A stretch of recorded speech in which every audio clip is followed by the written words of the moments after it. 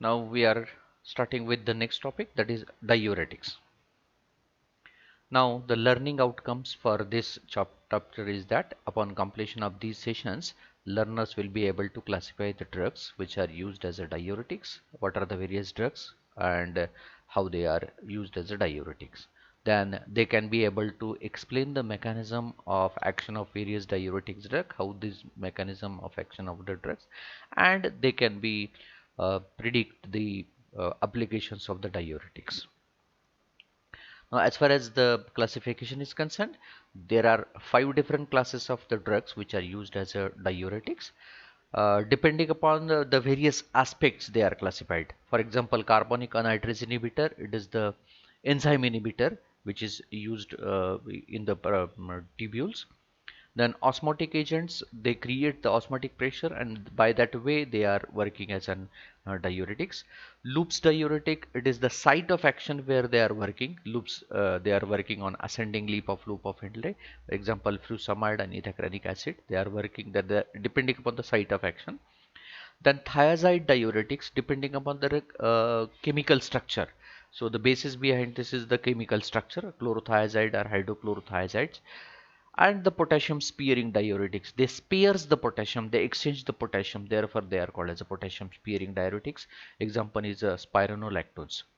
So these are the 5 different kind of drugs which are used: carbonic anhydrase inhibitor, osmotic diuretics, loop diuretic, thiazides, and potassium sparing. Very first we will see the carbonic anhydrase inhibitor. These are the derivatives of sulfonamide. Sulfonamide, you are now well-known antibiotics. So these are the drugs which inhibit the carbonic anhydrase enzyme. So this carbonic anhydrase is the enzyme which is available in the various part of our body, and specifically the kidney and the ocular tissues where the aqueous humor is synthesized.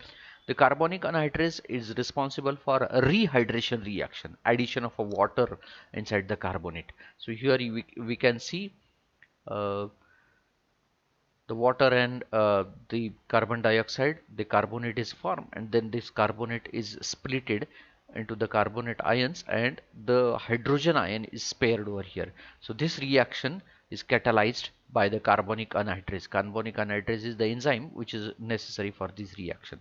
So what it has done is that carbonic anhydrase inhibitor, the drugs inhibit the reabsorption of carbonate. In the next slide, I will show you the complete figure of it and how this it has actually taken place over here.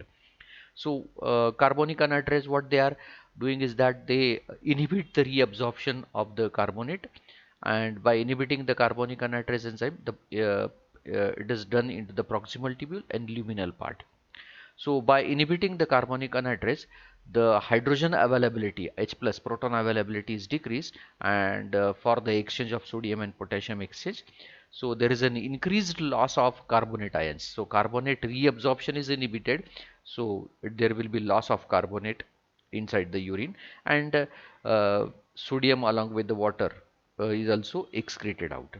So more than 90% of the drug is plasma bound. Half-life is 5 hours, and there is a raise in urinary pH because the carbonates are not absorbed. So therefore, they will be excreted out in the kidney, and there will be alkalinization of urine. So that can be that happens. So due to this, there is a rise in the urinary pH. So within 30 minutes, there is a rise in urinary pH, and this action will last for almost all around 5 hours, and the total duration of action persists for more than 12 hours. So they are they are well tolerated, but one of the limitation is that they lead to the potassium wasting. The lots of potassium has been wasted out. Due to the loss of carbonates from the body, there can be a metabolic acidosis inside our body, and uh, they reduces the carbonate level of our body. So alkalinization also lead to the elimination of decrease the elimination of the ammonia ions, and it is leading to the accumulation of this ammonia inside our body. So this is contraindicated in the cirrhosis because systemic acidosis, alkalinization of urine, these are the limitations of this carbonic anhydrase inhibitors. So this is the figure which indicates how the carbonic anhydrase inhibitors are working. So this is the normal mechanism where the carbonic anhydrase is working. The here we can say carbonate ions. This is the carbonate ions which is converted into the water and carbon dioxide. This is the luminal side, urinary side, and this is the blood side. So this conversion has been done by the carbonic anhydrase. Then this water and carbon dioxide is absorbed inside the lumen, and again with the help of carbonic anhydrase is converted to carbonate, and carbonates are then splitted into the carbonate ions, which is then absorbed to the blood, and the hydrogen ion which is made available for the exchange with the sodium over here. So making available the hydrogen ion for the sodium exchange. So what happens that whenever we inhibit this carbonic anhydrase, what happens, this carbonate conversion to the water and carbon dioxide, and further conversion of this into the carbonium ions, and the making availability of the hydrogen ion protons, they will be inhibited completely. So this carbonate will be excreted over here, and they will never be transported over here. So actually what happens that these carbonates are they are reabsorbed by this mechanism. This is why these carbonates, they are absorbed like this, and they are going into the blood region and making the available the hydrogen ions for the exchange with the sodium, and thereby there is a water reabsorption also taking place along with this proton molecules. So inhibition of this carbonic anhydrase will hamper this pathway. So instead of getting absorbed over here, this carbonates will be excreted out over here, and the proton availability will be less, and due to that the water reabsorption in the exchange of sodium is also not taking place, and therefore it is getting the excreted over here. So this is what the clear mechanism of action of the carbonic anhydrase inhibitor. Now next category is osmotic agents. So osmotic agents are working through the creation of osmotic pressure. Ultimately, the name itself indicates they filtered through the glomerulus but retained in the vascular fluid. What happens is that osmotic diuretics getting filtered through, and they are not neither reabsorbed nor secreted through the tubular region.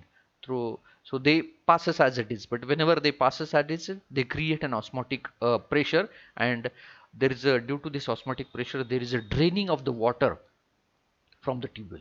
So they generally do not interfere or interact with the electrolyte or receptor mechanism, which is we have seen in a previous lecture that there is a exchange of electrolytes and all those things, but they just create an osmotic. So they exert an osmotic pressure, produces an osmosis throughout the renal tubule, and they suck the water from the tubular region into the tubule.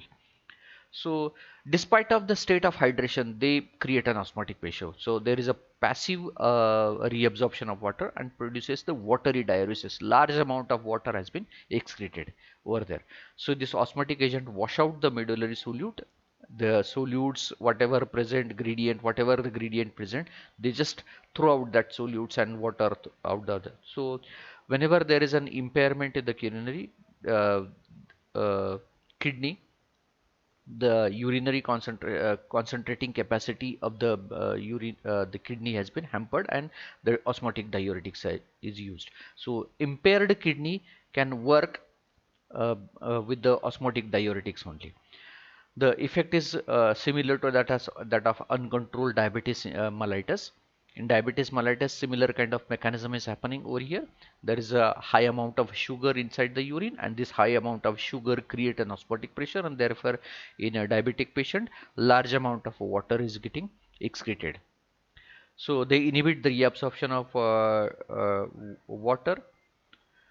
So there is a predisposition of sodium, increased sodium potassium excess, and loss of potassium ions are also there due to the osmotic agents. Mannitol is mannitol is the preferred drug for osmotic diuresis.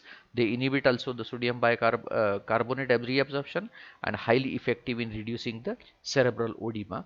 They are given generally by intravenous route of administration and poorly absorbed whenever given orally. They are also distributed in the extracellular fluid.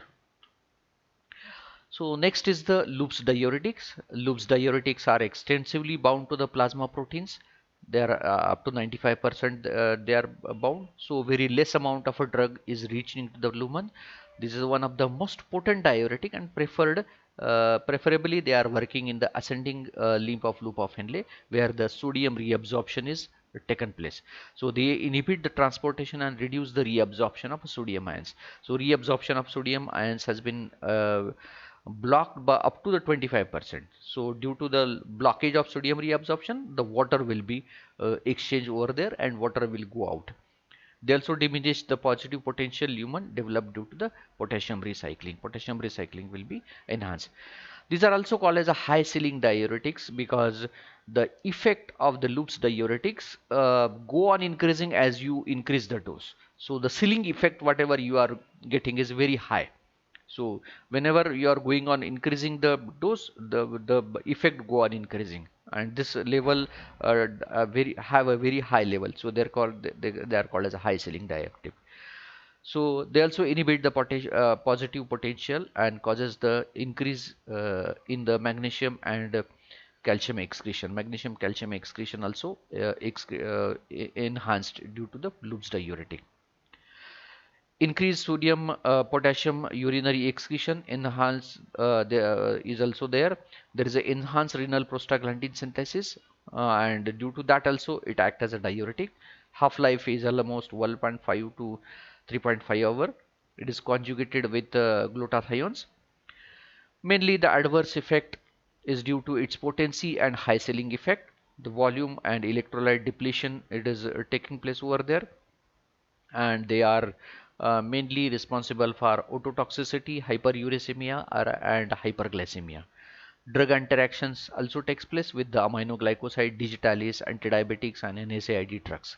So these are about the Loop's diuretics, where they are working on ascending limb and block the reabsorption of sodium chloride, and thereby the potassium is going out and water is going out. Next is the thiazide diuretics. Thiazide, they work very similar to that of your previous drug also. They inhibit the sodium reabsorption in the distal tubule, not on the ascending limb, but in the distal tubule by blocking the transportation. They produces moderate natriuresis because around 90% of a reabsorption of water has already been taken place before the distal tubule. So whatever the effect which thiazide is doing, it done within the 10% variable. So thiazides are said that they are a mild kind of a diuretics because only the 10% margin is there, because reabsorption of water has already 90% taken place before the distal tubule, and manipulation can only be done within the 10%. So they are called as a mild kind of a diuretics because they are working in the distal region. Okay, they are also weak carbonic anhydrase and inhibit the carbonate absorption. They sustainably increases the calcium reabsorption and excretion of the potassium. They are chronically used. Chronic use may causes increased uric acid level and lead to the hyperuricemia because uric acid reabsorption is increased. Well absorbed when are given orally, and being a lipid soluble, they required in a little bit higher dose. 10 to 95% plasma protein binding also can be taken place over here. So this is about the thiazide diuretics. It is one of the mild kind of a diuretic which is working in a distal region, and thereby they have the limitation that only the 10% action they can do go for it. And this is what the potassium sparing diuretics name itself indicates. They spare the potassium, they exchange the potassium, act mainly on the late distal and tubule and collecting ducts. Definitely whenever the something which is working on a last part of the tubules, at that time they are working as a mild kind of, again the potassium sparing diuretics are little bit milder in action.